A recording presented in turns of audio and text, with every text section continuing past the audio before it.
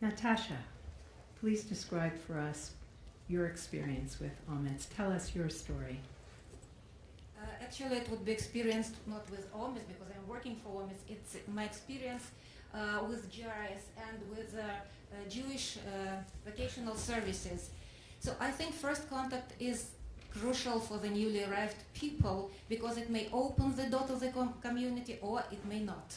So in my case, I was fortunate to meet a person who helped me to make this initial step and to enter the community, to become the member of the community, and to stay for all these years with the community.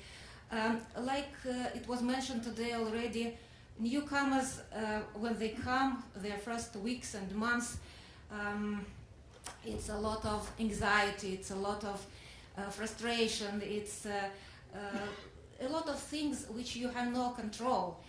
And so I was not an exception, and I felt exactly the same. But I knew perfectly well that I have two things on my agenda: sponsorship for my mom, who came as a visitor to Montreal, and of course employment. So the information I received before, the Jewish community is so much connected to the immigration authorities. Jewish protection works here very well. So I found out that it doesn't work at all, and employment became even more important. So when I was going to my first appointment, I was so determined. I was ready to struggle for my first job. Give me my first job. I need it. So when I entered the office, so I was met by a lovely woman who was smiling at me. She asked me to sit down, and she started asking me a lot of questions about my life in Russia and in Israel, my life experience, my family, my mother and son, of course my professional background. It seemed to me that I told this woman my whole life. So we spent probably 2 hours, probably more. But when I left her office, I was sure she will find me a job. She will find me a job. I got my job in 2 weeks.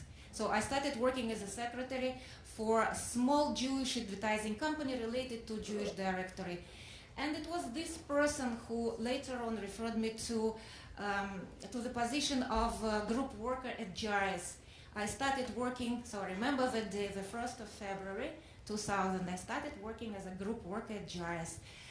Since that time, so I can't say that things went smooth all the time, but never ever had an idea to change, to move to another position, to start looking for something else.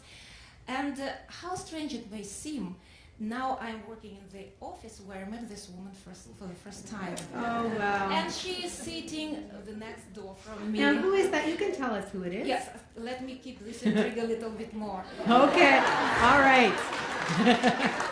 You'll keep us in suspense. And she has made a wonderful career. She's a big boss now.